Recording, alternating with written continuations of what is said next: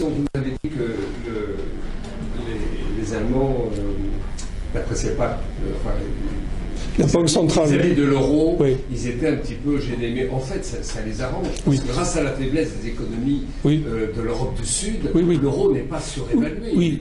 Oui, mais d'accord. C'est-à-dire, voilà comment... C'est ma première question. La deuxième question, vous dites que les Américains pourraient mettre des taxes plus importantes sur les importations de voitures allemandes. Et les Chinois de même, on pourrait dire. Mais ces voitures-là, moi j'en ai une, elle est produite aux États-Unis. Oui. Et elles sont aussi produites en Chine. Donc les Américains ont eu la bonne opportunité d'installer ces... Mais tout n'est pas entièrement produit. Oui, c'est assemblé. Donc il y a toujours moyen d'emmerder les Allemands. C'est difficile de mettre des taxes alors qu'elles sont... Oh, vous savez, la malice américaine à ce sujet est inépuisable. Mais pour répondre à la première partie de votre intervention, bien sûr que l'euro, et je l'avais dit, a carbonisé les industries, en partie, les industries italiennes. Parce qu'elles ne peuvent plus dévaluer. Voilà. Mais là où le patron de la Bouba et la Banque centrale allemande est constamment aux 400 coups, c'est depuis que, quand Trichet a été remplacé par Draghi, la Banque centrale européenne a commencé à se lancer dans une politique de création monétaire à tout va, de taux d'intérêt très bas, et je dirais, elle a marché à ce moment-là sur les pas de la Fed, la Banque centrale américaine. Tant que Trichet était là et qu'il maintenait la Banque centrale européenne dans les normes allemandes, entre guillemets, ça allait. Mais quand Draghi, qui est un ancien de Goldman Sachs d'ailleurs, a commencé à faire chauffer la planche à billets, pour parler vulgairement, à fond, le patron de la Bouba a commencé à le prendre très mal. Et il y a constamment des altercations violentes entre Draghi et le patron de la Bouba à cause de ça. Parce que le patron de la Bouba, il veut bien d'un euro fort, qui a tout à fait le bon étiage, enfin jusque-là qui avait le bon étiage pour le commerce extérieur allemand, et qui en même temps tuait la concurrence d'Europe du Sud. Mais ce qu'il ne veut pas, le patron de la Bouba, c'est qu'à force de planche à billets, ils finissent par y avoir une crise de confiance dans l'euro. L'euro, les Allemands le voyaient comme une extension du mark. Ils le voyaient comme ça. Et Trichet jouait ce jeu-là, et je dirais que l'euro, ça convenait parfaitement, vous l'avez dit, aux Allemands, tant qu'il était dans ce schéma-là. Il convenait parfaitement. Maintenant, avec Draghi, qui de plus en plus a fait chauffer la planche à billets, et c'est pas près de se terminer, la Bouba, la Banque centrale allemande, commence à s'inquiéter de plus en plus. Et d'ailleurs, vous remarquerez une chose. Trump, notre cher Macron, à la Sorbonne, l'année dernière, en 2017, il a fait un de ses discours flamboyants dont il a le secret pour expliquer qu'il y aurait un budget fédéral européen et qu'on aurait un ministre fédéral des Finances qui serait un vrai, et on aurait un système de redistribution financière au profit des pays en détresse de l'Union européenne. Sur le moment, Merkel n'a pas trop rien dit. Mais quand Macron a insisté, elle a commencé à faire comprendre que non, ce n'était pas vraiment possible. Alors finalement, la montagne a accouché d'une souris. On a une petite cagnotte européenne, rien de bien important, pour faire semblant, c'est tout. Mais l'Allemagne ne veut surtout pas porter sur ses épaules le Club Med, comme ils disent. Oui, bien sûr. Et tout ça me reflète l'inquiétude en Allemagne, parce que l'Allemagne se dit, bon, au train où vont les pays du Club Med, à un moment donné, il va y avoir une très forte distorsion entre les situations budgétaires et de dette de l'Europe du Nord et celle de l'Europe du Sud. Or, à un moment donné, ce déséquilibre va avoir des conséquences. C'est-à-dire que dans les systèmes de péréquation entre banques centrales, qui sont restés à l'échelle des États-nations, on va se rendre compte de plus en plus de la situation créditrice de la Banque centrale allemande par rapport aux autres banques centrales, puisqu'en fait, on a gardé des banques centrales nationales. Et à un moment donné, les Allemands vont prendre peur parce qu'ils vont se dire le Club Med va nous entraîner au fond. C'est-à-dire dans la balance des risques et des avantages, jusqu'à des temps récents, les avantages étaient très nets. L'euro avantageait l'industrie allemande très très nettement. Mais maintenant, dans la balance des avantages et des risques, c'est en train de se déporter vers les risques. Donc, je ne serais pas étonné qu'à un moment donné, la remise en question de l'euro, je ne serais pas étonné qu'elle vienne de l'Allemagne elle-même. Parce qu'on imagine toujours qu'elle viendra du Club Med, elle peut venir d'Allemagne aussi. Vous savez, tout peut se produire à un moment donné quand les situations de déséquilibre systémique deviennent très fortes. Mis sur pied. C'est les Français qui ont voulu l'euro, il y avait Guigou, il y avait Attali, etc. Ils ont convaincu Mitterrand. Et Mitterrand, lui, avait pensé que... Et il avait imposé l'euro à Kohl, qui n'en voulait pas, hein, en disant, bon, moi j'accepte la réunification allemande, ce qui, pour Mitterrand, était une catastrophe, la réunification allemande. Hein. Je l'accepte, mais en échange, il faut que vous acceptiez l'euro.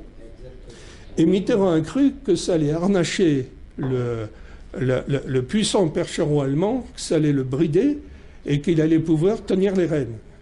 Alors, le puissant percheron allemand, à un moment donné, il est devenu énorme, le puissant percheron allemand, et puis la bride, elle a cassé. Et finalement, ce qui devait brider l'Allemagne a bridé, au contraire, la France et l'Italie, l'Espagne. Ça s'est retourné contre ces pays. Mais ça, c'était bien jusqu'à une certaine période. Effectivement, ça a fonctionné comme ça, et on a pu dire que l'euro était l'extension du marque. Mais, effectivement, au train où vend le surendettement, notamment en Europe du Sud, et je prends l'exemple de l'Italie, l'Italie est en train d'augmenter sa dette publique de manière prodigieuse, là. 135. Mais c'est en partie envers leur propre système. C'est que l'Italie, le budget de l'État italien vient constamment au secours de banques systémiques italiennes, ou pas que systémiques, même de banques régionales italiennes, qui sont en perdition et qui, même en étant que des banques régionales, finissent par mettre en péril à terme, finiraient par mettre en péril à terme tout le système bancaire italien. Même des banques régionales, hein, a fortiori les banques au niveau national. Or, le système bancaire italien est dans un état épouvantable. Il est perclus de créances douteuses ou de créances irrécouvrables. Il est perclus d'investissements dans les produits spéculatifs complètement aventurés, etc. Les Italiens, dans ce domaine, ont fait très fort, il faut bien dire. Hein. Ils ont poussé l'exagération très loin. Oui, dites-moi. Il se passe quelque chose d'assez étonnant, parce que le constat sur l'Italie, sur la dette des pays du Sud, je partage complètement ce que vous dites. Il y a quand même quelque chose d'étonnant, notamment aujourd'hui, par exemple, que les taux d'intérêt italiens à long terme sont tombés à 2%, au plus bas niveau historique. Alors qu'on a une dette italienne qui représente 130% du PIB. Vous l'avez dit, on appelle les NPL, les non-performing loans, les crédits coûteux sont plus hauts dans les banques italiennes. Donc, je vais vous poser des questions, mais je vais un petit peu la réponse, parce que par rapport à votre prévision d'une crise financière à venir, comment se fait-il dans ce cas-là qu'on ait des taux d'intérêt en Italie qui soient aussi bas alors que la situation est aussi grave? C'est-à-dire que budgétaire et le plan économique, il y a une croissance à zéro. Oui, mais c'est vrai un peu partout. C'est-à-dire qu'en fait, tant qu'il y a des marchés boursiers qui sont extrêmement actifs, dans la mesure où ils sont alimentés par la création monétaire, et donc tout converge vers les marchés boursiers. Lesquels marchés boursiers, tout en donnant des signes de nervosité de temps en temps, sont quand même, pour l'instant, sur des formats énormes. Mais pourquoi on est dans cette situation-là? Après, je vais apporter un petit peu quelle est ma vision des choses sur ce point-là, parce que je pense que il y a quelque chose qu'il faut, à mon avis, vraiment avoir en tête, c'est que les banques centrales se sont révélées pendant la crise financière et la crise budgétaire 2000. Se sont rendus compte, et notamment la BCE, Ouais. je veux dire quelque chose qui peut peut-être choquer, ou choquer, mais la Banque Centrale Européenne et les banques centrales avaient tous les pouvoirs. Oui. C'est un peu l'équivalent de Dieu. Si vous voulez, oui. Oui. Dans la sphère économique et monétaire. Oui, oui. Ils ont la capacité de créer autant d'argent qu'ils le souhaitent. Eh ben voilà, c'est ce que j'appelais la surchauffe de la planche à billets. Oui. Ils n'en avaient pas conscience, quelque part, ils en ont pris conscience Ouais. en 2012, avec la fameuse phrase de Draghi, whatever it takes, je ferai tout ce qu'il faut pour assurer la cohésion de la zone.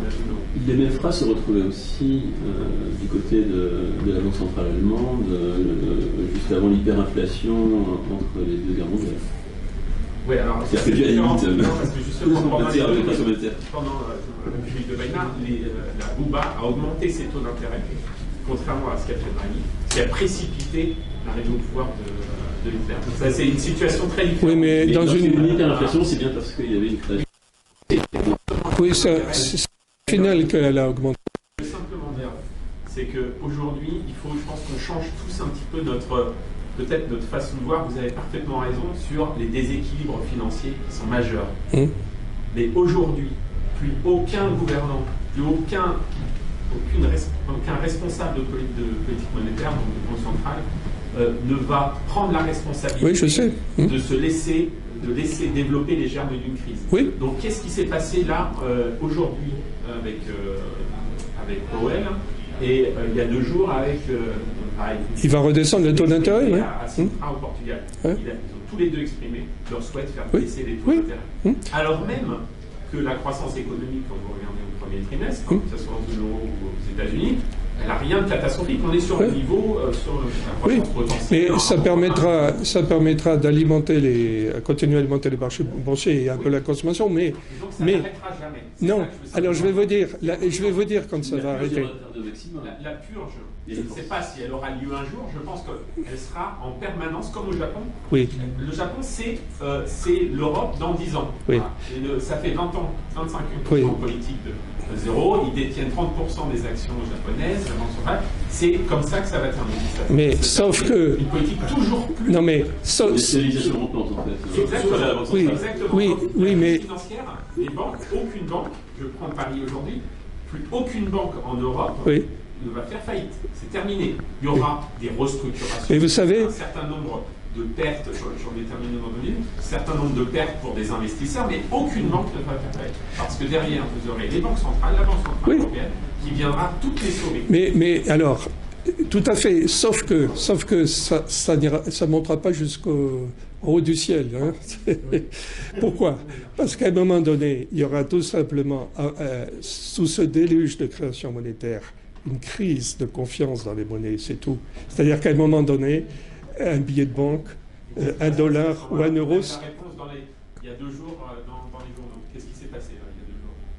Création du Libra par Facebook. Voilà. Des monnaies parallèles. Oui, mais c'est ça qui va se passer. Des monnaies qui vont émerger. Ça ne tient pas à regarder les crypto-monnaies, tout ça, déjà ça retombe comme un soufflet. Non, ce qui va y avoir à un moment donné, c'est effectivement une telle crise de confiance dans les grandes monnaies qu'elles vont, à un moment donné, être weimarisées, si on peut dire. Ça va faire comme pour le mark sous la République de Weimar, quand il fallait une brouette, à un moment donné, pour acheter un pain. Alors, effectivement, il y a des pays qui anticipent ça, notamment, je ne sais pas si vous êtes au courant, le marché de l'or et métal est actuellement siphonné le plus discrètement possible par un certain nombre de banques centrales. La Banque centrale chinoise, la Banque centrale russe notamment, et puis subsidiairement l'Inde, la Turquie, etc. Mais beaucoup les Chinois, beaucoup les Russes. Les Chinois et les Russes anticipent une crise de confiance dans les grandes monnaies à un moment donné, à cause justement de cette création monétaire sans limite. Vous savez, création monétaire sans limite, c'est jamais éternel. Il y a toujours un moment où il y a une crise de confiance qui se déclenche et le papier commence, enfin la monnaie fiduciaire, ça vient de confiance, hein, fiduciaire, la confiance en latin, et ben il y a un moment donné où la monnaie fiduciaire, on n'a plus confiance, et c'est la weimarisation, c'est le Deutsche Mark, enfin c'est le mark de la République de Weimar quand il fallait une brouette pour acheter un pain. Oui, non, mais je suis d'accord. Mais ça ne sera pas éternel. Ça ne traduira pas par des faillites bancaires. Non, de toute façon, c'est tout qui sera en faillite à ce moment-là. Ça sera un univers, je ne sais pas à quoi ça va ressembler, je partage complètement votre avis. Sur l'or, je ne sais pas, mais en tout cas, je pense davantage sur des monnaies parallèles qui vont se développer, qui vont se crédibiliser au fur et à mesure du temps. Voilà, parce que l'or, mine de rien, moi je vais pas pouvoir payer ma salaire avec. Non, mais en tout cas, non, mais c'est pas très pratique. Mais au niveau des États, mais non, mais ce qui est intéressant. Non, mais ce qui est c'est une valeur refuge, mais c'est pas. Oui, mais ça c'est une des caractéristiques d'une monnaie, c'est qu'il faut qu'elle soit facile d'utilisation. Voilà. En tout cas, moi ce que des lingots d'or, c'est pas très simple. Oui, mais ça concerne ceux qui ont beaucoup de richesses. Voilà. Oui, mais des gens connus, en fait, c'est un même problème. Moi, ce que je veux simplement dire, c'est qu'il va y avoir l'émergence de monnaies parallèles. Oui. On ne connaît pas aujourd'hui. Mais les monnaies institutionnelles vont perdre tout leur crédit. Mais qu'ils suffiront pas à compenser la chute des grandes monnaies de toute façon. Il y aura toujours des réactions locales, etc. Mais qu'ils suffiront pas à compenser l'effondrement de grandes monnaies. Et alors les Chinois officiellement, ils ont 1600 tonnes d'or. Ça, c'est le chiffre officiel. Ils ne veulent pas faire des sbroufs. Ils en ont beaucoup plus en réalité dans leur coffre de la Banque centrale. Ils en ont certainement 4000 ou 5000 tonnes. Déjà, eux, ils en produisent 400 à 450 par an, eux, les Chinois. Ils en achètent par le biais du marché de Hong Kong en douce des quantités invraisemblables. Mais de leur métal, pas du papier, pas de leur papier, de leur métal. Et ils ont des réserves d'or absolument gigantesques. Les Russes aussi, d'ailleurs, de plus en plus, qui sont eux-mêmes producteurs et acheteurs. Et puis l'Inde également, le gouvernement indien, la Banque centrale indienne, et c'est les trois principaux, ça, qui thésaurisent beaucoup. Mais les Chinois... Et les particuliers en ont beaucoup, parce que les Asiatiques aiment beaucoup détenir de l'or. Que ce soit les Chinois, les habitants de l'Inde, que ce soit... je dirais, tout l'Extrême-Orient aime beaucoup l'or. Alors, le gouvernement chinois anticipe cette crise de confiance dans les grandes monnaies occidentales, et le gouvernement chinois se dit qu'à ce moment-là, il y aura une réorganisation du système monétaire international autour d'une autre monnaie de référence que le dollar, qui pourrait être le yuan, lequel serait adossé à la fois à des réserves d'or dont je vous dis qu'elles sont bien plus importantes que le chiffre officiel, et puis à une activité industrielle qui reste bel et bien réelle, alors que l'Occident a tertiarisé ses économies et a basé sa croissance sur la consommation financée par la dette. Donc effectivement, l'Occident s'est mis dans une posture économique et financière des plus dangereuses, parce que quand on finance la croissance économique par la croissance de la consommation elle-même financée par la dette, ça se termine toujours très mal. Moi, je suis un adepte de l'école autrichienne en économie, Hayek, von Mises, etc. C'est-à-dire que j'accorde une grande importance, comme ils l'ont fait eux, à la régulation de l'activité de création monétaire. Et tous ces auteurs de l'école autrichienne disaient, attention, mais même Keynes le disait aussi. Keynes disait... Il faut une politique de taux d'intérêt qui puisse permettre de stimuler l'activité économique par des injections monétaires, mais Keynes avait tenu, même lui, à préciser qu'il fallait aller doucement sur les injections monétaires et qu'il ne fallait pas exagérer ces injections parce qu'on allait noyer le moteur. Et par exemple, Paul Volcker, qui a été patron de la Fed, pendant 4 ans, puis qui s'est fait virer parce qu'il emmerdait trop la classe politique américaine par sa politique d'austérité et de remise en ordre. Il raconte qu'il avait constamment dans son bureau des sénateurs qui venaient lui dire « Monsieur Volcker, vous nous torpillez nos élections avec vos politiques de taux d'intérêt trop élevés, vous êtes prié de diminuer vos taux d'intérêt parce que sinon, moi, je ne vais pas être réélu. » Bon. Il tenait bon, Volcker, et il avait pas mal rééquilibré le système financier américain. Après quoi, il a été remplacé par Greenspan qui a ouvert les vannes à fond. Ça a permis de financer d'ailleurs beaucoup de choses dans un premier moment. Mais il est certain que Greenspan était assez conscient de ce qu'il faisait parce qu'à un moment donné, un journaliste lui dit, après la crise d'Internet de 2000, « Monsieur Greenspan, vous ouvrez à nouveau les vannes du crédit, taux d'intérêt très bas, etc. on va à nouveau avoir une bulle financière, comme la bulle Internet de 2000. Et Greenspan répondait imperturbablement, eh bien, je préfère une bulle à une crise. Ils disent tous la même chose aujourd'hui encore. Voilà. Oui, mais c'est pour ça que vos discussions, elles sont passionnantes, mais on sait très bien où ça va aller. Ils le disent tous, que ce soit les gouvernants ou les banquiers centraux, ils préfèrent le court terme au long terme. Oui, voilà. Mais tant qu'il n'y a pas la crise de confiance dans les monnaies, ça va. Il n'y a pas de raison de pas... Ils ne seront plus là quand... Oui, eh ben, mais je crois qu'on dit la même chose là. Mais il arrivera un moment où tout d'un coup, ça viendra d'une manière même peut-être imprévisible. Et vous savez, la psyché collective aussi, elle n'est pas toujours prévisible. Il y a un moment donné où il va y avoir une crise dans les monnaies. Alors peut-être dans 2 ans, peut-être dans 10 ans, mais à un moment donné, il y aura une crise dans les monnaies. Et à ce moment-là, il y aura la conséquence monétaire de cette déréliction monétaire si vivement dénoncée par l'école autrichienne d'économie qui disait la création monétaire, c'est central. Oui, pour remettre les choses en perspective avec la dimension géopolitique. En fait, sur ces histoires de monnaie, je pense que s'il n'y a pas d'événements militaires, mais il peut y en avoir. L'explosion menant à la crise, oui, dans les mains des puissances qui vont quelque part susciter cette montée des bulles. Mais alors j'y viens. Ces puissances sont elles-mêmes susceptibles de faire exploser les bulles et choisir le moment d'explosion. Voilà. Et puis alors j'y viens. Par contre, pour la Chine. Oui. Non, mais j'y viens à ça, parce qu'il y a interaction entre les domaines économiques financiers et les domaines géopolitiques. C'est-à-dire qu'on raisonne toujours comme si il ne devait pas y avoir d'incident politique majeur, d'incident géopolitique majeur, c'est-à-dire notamment de guerre grave, etc. On raisonne toujours, je dirais, toutes choses égales par ailleurs. Et on met de côté cet élément de l'équation. Mais ça peut très bien dégénérer par là, tu as tout à fait raison. Il peut très bien y avoir, à un moment donné, un embrasement géopolitique à contrôler qui, à ce moment-là, va rétroagir sur le plan financier et économique. Les 2 systèmes sont en relation l'un avec l'autre, et je dirais que plus la croissance économique mondiale va décélérer, plus les 2 systèmes vont s'entrechoquer l'un l'autre.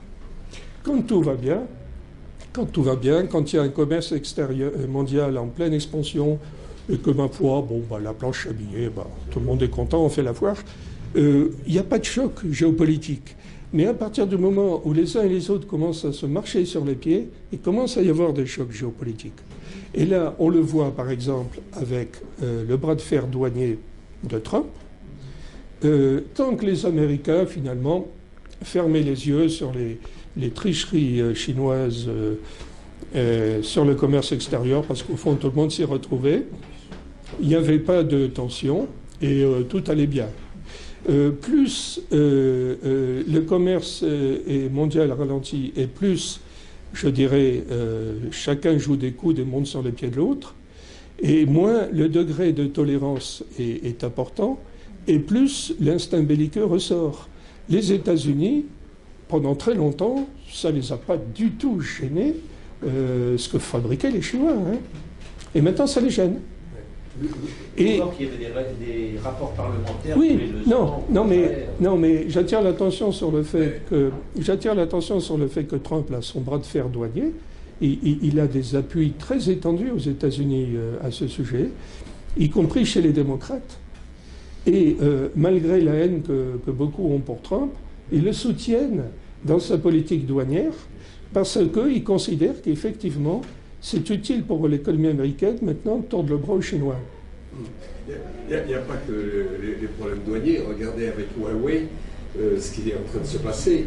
Puisqu'ils ont demandé à Google de ne plus commercialiser les téléphones. Ce qui torpille Huawei. Apple, et comme les Chinois ont dit on va prendre des rétorsions sur les fabrications, Apple est en train de vouloir sortir des États-Unis la fabrication de Chine. De Chine. Et oui, mais voyez comment ça se tend. Ça se tend même à ce niveau-là. c'est normal, il y a une compétition aujourd'hui, c'est plus un monopole, c'est un duopole entre les États-Unis. Vous disiez tout à l'heure que vous étiez optimiste en disant ça va se régler là au G20 la semaine prochaine. Ah non, pour le détroit d'Ormuz, non, ce qui va se... Pour l'instant... Je pense que c'est un sujet qui va durer pendant mais attendez, ce qui va se régler pour l'instant, c'est à court terme, les différents douaniers, je pense qu'ils vont trouver un arrangement. Mais ce que je dis aussi, alors là c'est un aspect que je n'ai pas abordé, c'est que les États-Unis tiennent au dollar comme monnaie de référence, comme à la prunelle de leurs yeux. S'il y a un casus belli avec les États-Unis, c'est le dollar. Saddam Hussein avait commencé à vendre son pétrole en une autre monnaie que le dollar, on a vu ce qui lui est arrivé. Kadhafi avait commencé à vendre son pétrole en une autre monnaie que le dollar, on a vu ce qui lui est arrivé. C'est le casus belli. Quand il y a eu le choc pétrolier de 1973, Kissinger, qui était le cerveau de Nixon, si on peut dire, qui faisait la politique étrangère américaine, s'était arrangé avec les pays du Golfe en disant on ne vous envoie pas l'armée si vous faites votre putsch sur les prix du pétrole, mais à une condition, on vous laisse faire, mais à une condition, c'est que vous libelliez votre pétrole en dollars, et uniquement en dollars pour vente. Et c'est ce qui a fait que ça a réadossé le dollar sur le pétrole, après qu'il ait été dissocié de l'or en 1971 par Nixon. Parce que quand Nixon l'a dissocié de l'or en 1971, parce que la parité ne voulait plus rien dire, celle de Bretton Woods de 1944 ne voulait plus rien dire. La planche à billets avait financé la guerre de Corée, la guerre de Vietnam, la politique sociale de Johnson, etc. Donc la connexion était indéfendable. Mais le dollar avait continué à être chahuté après sur les marchés. Et Kissinger a eu ce trait de génie, si on peut dire, c'est de dire aux pays du Golfe, vous faites votre putsch pétrolier, mais vous facturez ensuite votre commerce de pétrole. Donc on a eu le développement des pétrodollars, ça a redonné de l'oxygène au dollar, que ça a réinstallé peu que jamais dans son rôle de monnaie de référence. Mais il y a une dédollarisation en cours actuellement, notamment menée par la Russie et la Chine, et subsidiairement par l'Inde, la Turquie, etc., qui de plus en plus libellent leurs échanges autre chose que les dollars. Et notamment les Chinois, maintenant proposent de payer leurs achats de pétrole en yuan, mais des yuan convertibles en or à Hong Kong. Et évidemment, c'est très attractif. Vous recevez des yuan, vous vendez votre pétrole, vous recevez des yuan. À Hong Kong, vous les changez en or. Bon. Et étant donné qu'il commence à y avoir une méfiance de plus en plus grande dans la stabilité monétaire internationale, et on voit l'or de plus en plus rentrer dans le jeu, tout ça, ça compte. Alors, alors, l'or, c'est l'or.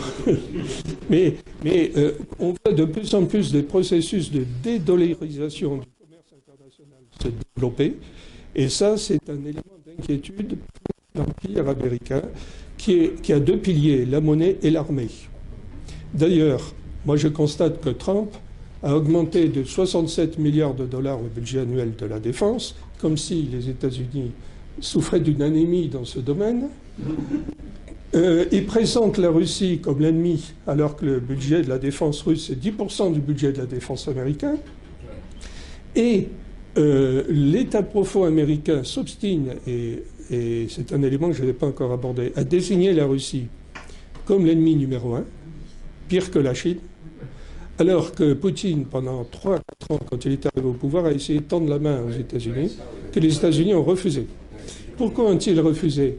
Parce que la hantise dans les milieux dirigeants à Washington, c'est que si on fait ami, nous les Américains, avec les Russes, nos serfs européens, nos vassaux européens, nos valets européens vont le faire aussi, puisqu'ils sont à genoux devant nous.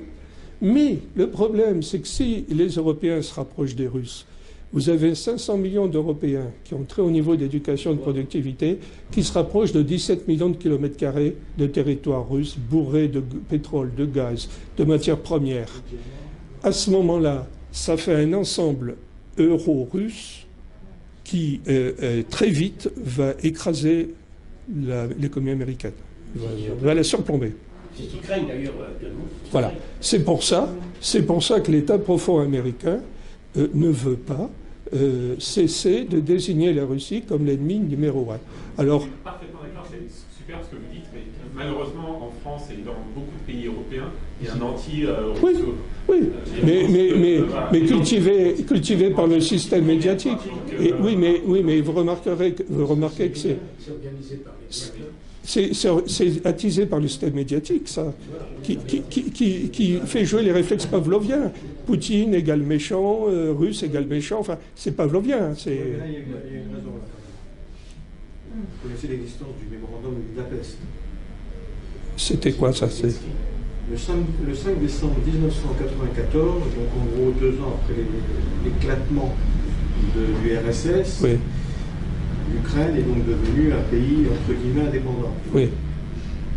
Problème apparemment à cette époque, les craintes de la Russie entre autres et des États-Unis, c'est que l'Ukraine était le centre de développement nucléaire de l'URSS. Et donc, par rapport à cette crainte donc d'une nucléarisation, il a été conclu le mémorandum de Budapest le 5 décembre 1994. Alors il est très facile à trouver sur Internet, il prend une page, et en fait il consiste en quoi? C'est ça moi qui m'a choqué, je ne suis pas un expert, mais quand même, il y a 5 pays d'un côté, les États-Unis, l'Angleterre, la France, la Russie et la Chine d'un côté, et l'Ukraine de l'autre.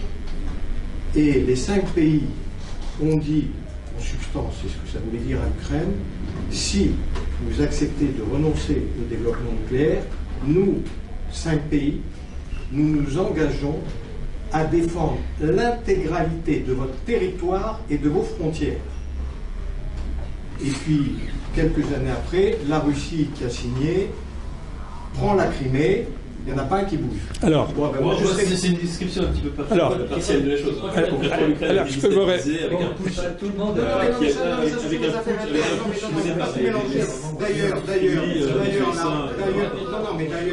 alors là, excusez-moi, mais ça n'a rien à voir. Et la Crimée, c'était autodéterminé. Non, mais un jour, on se met d'accord sur un contrat. Voilà, la Non, table le est contrat était carrée. violé avant, et ensuite, il n'y a pas plus violé par... Et maintenant, on sait que la Russie essaye de russifier le Donbass en donnant des passeports russes à des Ukrainiens, etc. Alors, prenons le temps d'examiner les problèmes. Moi, ça m'a fait penser à Munich. Alors, le problème, c'est que si les États-Unis en premier ne lèvent pas le petit doigt, c'est pas la France toute seule qui va le faire. Alors, donc, on va on va prendre ce problème à la racine. Lorsque Gorbatchev et Reagan sont en négociation pour savoir si la Russie va empêcher ou pas la réunification des 2 Allemagnes. Gorbatchev dit « Nous laisserons faire la réunification des 2 Allemagnes, mais je demande juste une chose en échange. En échange, je demande que vous n'étendiez pas le périmètre de l'OTAN plus à l'est et que vous ne faisiez pas avancer l'OTAN jusqu'aux frontières de la Russie. » C'était l'arrangement entre Gorbatchev et Reagan. Et cet arrangement a été bafoué par les Américains.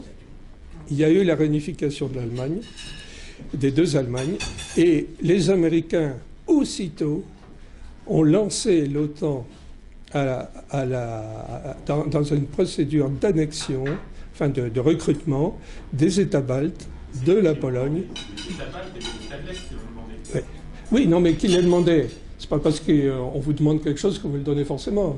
Vous savez, les Américains, ils ne donnent pas toujours quand on leur demande. Hein, donc, là, les Russes ont vécu ça, et Gorbatchev continue à le dire, et pourtant, c'est pas une excité, Gorbatchev. Hein. Les Russes ont vécu ça comme une meurtrissure terrible et comme l'expression d'une hostilité américaine à leur encontre. Alors, vous savez, les Russes, ils ont un complexe historique parce que c'est une immense plaine avant tout qui a été un boulevard pour toutes sortes d'invasions, comme par exemple la Horde d'Or, les Mongols islamisés qui a pendant 250 ans occupé et terrorisé la Russie, détruit les royaumes russes initiaux de Novgorod et de Kiev, etc. et mis une chape de plomb sur la Russie pendant 2 siècles et demi. Vous savez, ils ont des souvenirs, les Russes. Hein. Eh bien, ils ont la peur de l'encerclement, à tort ou à raison. Ils ont très mal pris cette rupture de la promesse de Reagan à Gorbatchev. Ils ont très mal pris l'avancée de l'OTAN jusqu'à leurs frontières. Alors, la question ukrainienne s'inscrit dans ce cadre-là. Alors, il faut savoir une chose, c'est que les Russes tiennent énormément au port de Sébastopol, qui est une étape portuaire vers les mers chaudes, qui joue un rôle très important pour eux, qui sont enclavés dans une immensité terrienne. Et ils ne voulaient pas que le port de Sébastopol tombe aux mains de la marine américaine. Et de même qu'ils ne veulent pas que le port de Tartous en Syrie tombe aux mains de la marine américaine. Alors, quand il a été question d'intégrer l'Ukraine à l'Union européenne, l'Union européenne a été très maladroite et Helmut Schmidt, l'ancien chancelier allemand, qui, Dieu sait, lui aussi, n'était pas un énervé non plus. Helmut Schmidt a dénoncé l'extrême maladresse de l'Union européenne, qui a fait une proposition unilatérale d'intégration de l'Ukraine dans sa totalité à l'Union européenne, sans en référer aux Russes, sans les prévenir de quoi que ce soit, sans les mettre dans le coup. Ça a été très mal pris à Moscou, et Helmut Schmidt était furieux parce qu'il a dit que c'était une manœuvre grossière, pilotée par les Américains évidemment, qui ne pouvait que foutre les Russes dans une colère noire. Vous voyez, l'Ukraine, c'est une position stratégique en Europe, et les Russes voulaient que l'Ukraine continue à être une passerelle entre l'Ouest et l'Est. Et l'Ouest a réagi en voulant gober l'Ukraine comme il a gobé tout ce qui est limitrophe de la Russie. Donc les Russes ont un complexe d'encerclement. Et malgré ça, quand Poutine arrive au pouvoir en 2000, il tend la main pendant 3 ans au moins à Washington et puis à Paris, Berlin, etc. Pendant plus de 3 ans, même 4 ans. Il s'est essuyé des rebuffades des États-Unis et puis des pays d'Europe. Au bout de 4 ans, il a fini par dire, bon, c'est pas la peine. Ça, de toute façon, je n'obtiendrai jamais qu'on prenne la main que je tends à l'ouest. Je vais tendre la main à l'est et je vais vers les Chinois. Voilà. Mais ça, c'est parce que les États-Unis ne veulent pas d'un assouplissement avec la Russie, parce que qui dit assouplissement avec la Russie dit développement des investissements allemands en Russie, des investissements français en Russie, des investissements italiens en Russie, développement d'un marché russe pour les produits occidentaux. Ça veut dire approvisionnement massif de gaz et de pétrole russe. Leur opposition là au nouveau pipeline. Oui. Heureusement, elle a résisté malgré tout. Heureusement, elle a résisté. Donc, Gulf Stream 2 est en cours de fabrication à côté de Gulf Stream 1.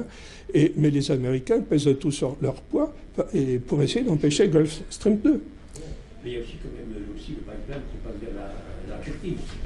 Oui, toujours en cours. Oui, seulement c'est bien d'avoir un pipeline au nord. Parce que quand on voit le chemin que prend la Turquie vers la réislamisation à outrance, il faudra peut-être un jour ne plus compter sur ce pipeline-là. Hein. Parce que l'axe américano-islamiste, on peut en parler aussi. Hein. Pour juste une anecdote, pour qu'on comprenne bien à quel point les Américains ont une drôle de stratégie dans ce domaine. Vous vous souvenez, il y avait, quand l'État islamique avait mis la main sur une grosse partie du territoire syrien, il y avait à l'époque, ils avaient mis la main sur notamment les fabuleux puits de pétrole du Deir ez-Zor, dans le reste de la Syrie, qui sont une caverne d'Ali Baba pétrolière. Et alors, figurez-vous que la production rebattait son plein, et vous aviez à l'époque une noria de camions citernes qui était à touche-touche, jour et nuit, 24 heures sur 24, entre Deir ez-Zor et la frontière turque. Tout le monde les voyait, les AWACS, les satellites. Il n'y a que les aveugles qui ne pouvaient pas les voir. Et alors, et France 2. Alors on a quand même dit aux Américains, c'est quand même bizarre qu'on ne les arrête pas. Alors, les Américains, qui sont souvent très drôles involontairement, ils ont expliqué que si on ne faisait rien, c'est parce que les pauvres chauffeurs qui sont innocents, les pauvres, on allait les faire mourir, on allait les tuer. Vous vous rendez compte? On pouvait donc rien faire. Et c'était Obama à l'époque, c'est du temps Oui, d'Obama. oui. Mais il y a une politique, il y a une continuité dans la politique étrangère américaine qui est la suivante: pas de puissance rivale des États-Unis dans le monde, c'est tout. Ils veulent l'hégémonie totale. Oui. Ouais. Donc, ils étaient complices en réalité de l'État islamique. Donc, cette noria de camions continuait à circuler sans être inquiétés. Alors, les Russes sont arrivés en 2013. Ben, ça a duré 10 minutes, un quart d'heure. Ils ont strafé la colonne avec leurs avions et leurs hélicoptères. Il y avait une colonne calcinée sur des dizaines de kilomètres. Il n'y avait plus un camion après qui passait. Voilà. Donc il y a une question de volonté politique. Et puis de stratégie. La stratégie américaine, c'est pas de nous faire plaisir à nous. C'est pas de nous aider à nous développer nous. La stratégie américaine, c'est une raison d'État américaine, c'est tout. Oui, monsieur, c'est vraiment l'actualité. Oui. Il faut remonter aussi à la source. Vous savez que la France, quand elle est occupée par, disons, les nazis, vous savez, je dis toujours, c'est un envahisseur qui a cherché un autre envahisseur, en fait. Oui, non, mais si on regarde ça en grille purement géopolitique, en dehors de tout romantisme, sentimental, etc., les États-Unis interviennent en 1917, tardivement, fin 1917, quand l'Allemagne menace de faire de l'Europe une forteresse allemande. Alors là, ils interviennent. C'est de la géopolitique, pas de puissance rivale. Ils sont les héritiers de Mackinder, le géopolitologue britannique, qui avait théorisé ça à la fin du 19e et au début du 20e siècle. Pas de puissance rivale. C'est ce que faisaient les frères Pitt, déjà, du temps de Napoléon, qui dirigeait l'Angleterre. Pas de puissance rivale sur le continent. Ensuite, les Américains interviennent fin 1941 contre le Japon qui menace leur hégémonie sur l'océan Pacifique. Mais Hitler, lui, du coup, déclare la guerre aux Américains, ce qui était une stupidité totale. Et du coup, évidemment, Roosevelt se dépêche aussi. Bon. Mais l'intérêt américain, là aussi, c'était pas de puissance rivale, ni dans le Pacifique, le Japon, ni en Europe, l'Allemagne. Alors, en dehors du caractère odieux du nazisme, etc., comprenez bien que je ne défends pas du tout Hitler, le nazisme, etc. Et d'ailleurs, je dis que c'est un fou, etc. Mais si vous prenez une grille d'analyse uniquement géopolitique, eh bien, à ce moment-là, vous avez des explications très, très claires. Et par exemple, les Anglais, en 1935, ils signent le pacte naval anglo-allemand, germano-anglais. 1935, pacte naval. C'est-à-dire que les Anglais, en 1935, sans prévenir les Français, ils ne préviennent pas les Français, ils signent avec les Allemands un pacte naval qui permet aux Allemands, à nouveau, de se rééquiper.